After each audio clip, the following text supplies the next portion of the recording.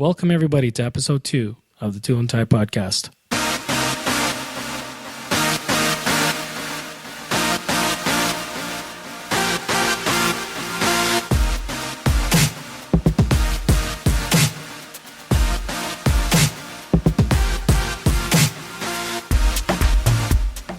Welcome, everybody, to episode 2.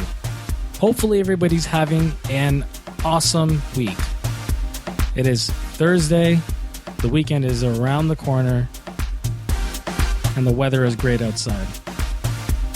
So today we're actually going to talk about a topic that's very near and dear to me because I struggled with this topic a lot back during when I was doing our renovations in our home. And that's creating a vision. I think one of the biggest challenges that I had with creating a vision was I really put on the blinders a lot. I was so fixated with whatever was there in front of me that I just had such a hard time to visualize beyond that. There were so many homes that my wife and I actually looked at before we purchased our home that I would look at the kitchen and I said, nope, it's an ugly kitchen and we're going to leave. Or the bathrooms, they're not going to work for me because the colors are off. And I had put these blinders on, and it really limited some of the things that we could have done and the potential in some of those properties as well. So really the question today is, how do you take a space and how do you visualize it in a way that can actually add value, that you can actually create something out of that and not give up something that has potential? And so that's what we're going to talk about today. The other thing we're going to talk about today, which surprisingly a lot of people have a hard time doing, is establishing a budget.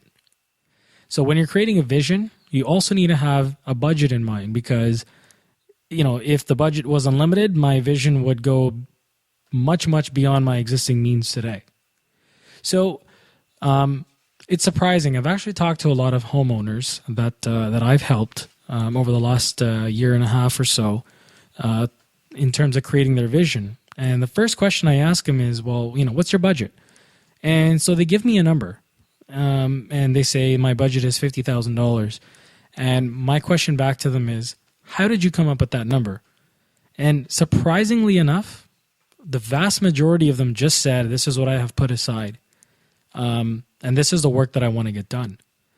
And it's a lesson that I learned when I was doing renovations.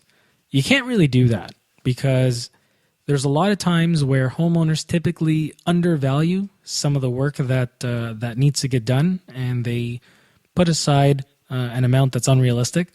And the other thing they forget about is a contingency fund. You should be putting at least 5 to 10% as a contingency fund because things can go wrong. When you open up those walls, you don't know what you're going to be working with. So let's start off with, how do you establish a budget? So one of the things that I think that has worked very well for me, at least in the past, is I do one of two things. First, I get in a couple of contractors, specialized trades in the area. So for example, if I'm going to repaint my house, I'll get a couple of painting contractors. If I'm going to get all the toilets in my house replaced to something that's a little bit more energy efficient, I'll get a couple of plumbers to come in, just so that I understand what the market value is. And then the other thing I'll do is I'll try to understand on the internet what surrounding neighborhoods are paying for services like this as well. And then the last thing I'll do is I'll try to understand, if I were to do this job on my own, what does that number look like? But that's not the number you want to use for your budget. The number that you want to use for your budget is the number that the contractors give you, because you can try to take it apart, but if you hit a point where you can't really go any further in terms of putting it back together, you may need to contract somebody out, so you want to have those funds available. So depending on the scope of the work that you want to do, whether if you're going to do just one room or you're going to do multiple rooms, you really want to establish that budget by getting some contractors and some trades coming in to give you a quote. And majority of the times, these quotes are absolutely free because they want your business.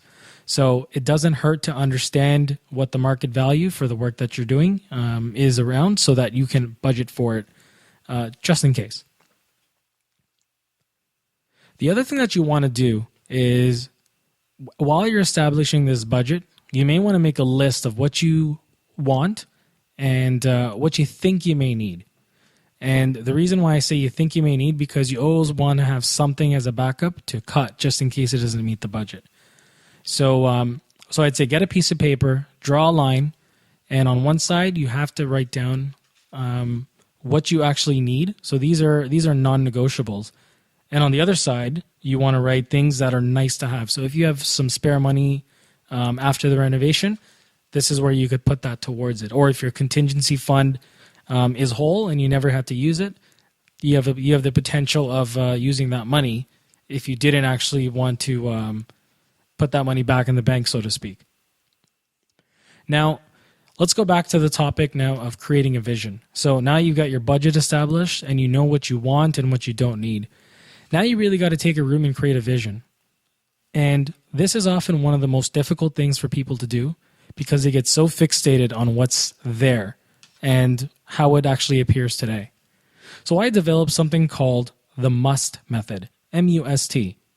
Now MUST stands for measure it, understand it, strip it, and then think about it. So in terms of measure it, one of the things you really want to do when you're going to do any kind of renovation or any kind of change in a room is you really want to understand your constraints. And one of the biggest constraints is room dimensions. And to figure this out, you can grab a tape measure if you're comfortable using one. I know some people are, some people aren't. Either way, it doesn't matter. Or you can grab something like a distance laser measurer that can do the job a lot more accurately, and something actually I prefer myself. And the good thing about a distance measure is you pop it against the wall, you hit the button, and it tells you exactly what the measurement is. So I'll actually put some recommendations to some distance measures in my show notes. Guys, these are affiliate links. So every time you do click on it and make a purchase, I do get a small commission for it. I'd really appreciate it if you actually use the link. If you didn't, not a problem at all. Either way, whether you use the link or not, feel free to send me an email and I'll give you some tips on how to use a distance measure. Now, the second piece of the MUST method is the understand it. So now that you've actually measured the room, you also got to locate things like constraints. So I'll give you an example. I was actually building a desk for our home. And one of the constraints was the height of the window because the desk is just below a window. So you need to make sure that you understand that piece as well. You need to understand where some of these outlets are sitting as well, because you don't want to put a desk behind an outlet, or you're not going to get any use out of it then. So those are some of the constraints to deal with. When we were doing our bathroom, some of the constraints are where some of the pipes are located, where the faucet is located. In a kitchen, for example, I didn't want to move my gas line, so that was a constraint. The point of it all is once you actually have the final measurements, then you need to understand those measurements properly, and you need to document any other constraints that you wouldn't have got just through measurements as well. The third piece is strip it. So now that you've got these raw measurements, what you want to do is you want to strip everything that's in that room in your mind. You want to try to forget where those cabinets are. You want to forget where that stove is. You want to forget where the sink is. And you just want to look at your constraints and look at your measurements and and go back to your list of the things that you want. How can you actually take the things that you want and fit it into your drawing? So that's a very, very important aspect, because what you don't want to do is you don't want to get influenced by what's there today. You really want to focus on what you want there tomorrow. So that's a great way to do it. And then the last piece is really think about it. Think about different configurations. If I were to move my sink around, or if I were to move my, let's say in another room, my desk, if it's facing one way and I face it another, what's the implication of that? So this is now where you want to take your actual, your measurements, and you want to move things around and sketch it. So come up with multiple sketches, come up with different configurations, different ways to have this thing, have this come to fruition. And then ideally pick one, go back to your budget list and go back to your budget and go back to your list just to make sure that it's reflective of what you had documented earlier as well. But But that's really something that I use today, the must method, and I found that it works so much better for me. I force myself not to get preoccupied with what's there, but I force myself to really just get those measurements in, understand things, strip what's there, and then think about the different possibilities that are out there. So hopefully that helps. Now, once you've actually done that, you're gonna come up with your final drawing, and that is your vision. That is what you are going to transform your room into. And so now what you need to do is you need to understand, how are you going to take things from where they are today, and how are you going to get to where you want to be tomorrow? And I'm sure there's a lot of things that may have been missed in creating that budget and creating that vision as well. So I'll give you an example. When we had actually redone our kitchen, I factored in everything, but for some odd reason, I didn't factor in demolition. And I didn't factor in actually getting those materials moved from my house to the dumpster. Those actually added quite a few $1,000s. And it's something that, it's not top of mind, but you really got to factor things like that as well. And we're going to talk about that in future podcasts as well, in terms of, the different steps and how you plan a renovation and all the different phases that are involved in that as well.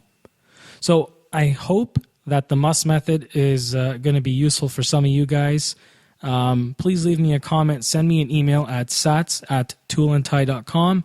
If you've got any other questions or any other feedback from me, I'd be happy to respond to that as well.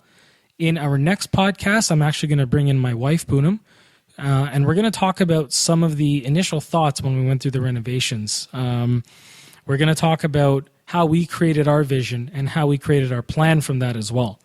And you'll hear from her firsthand what she thought about when I told her we're going to take this renovation on our own, because bringing in a contractor is going to be way too expensive. So look out for that. And until then, stay productive, stay happy, stay safe.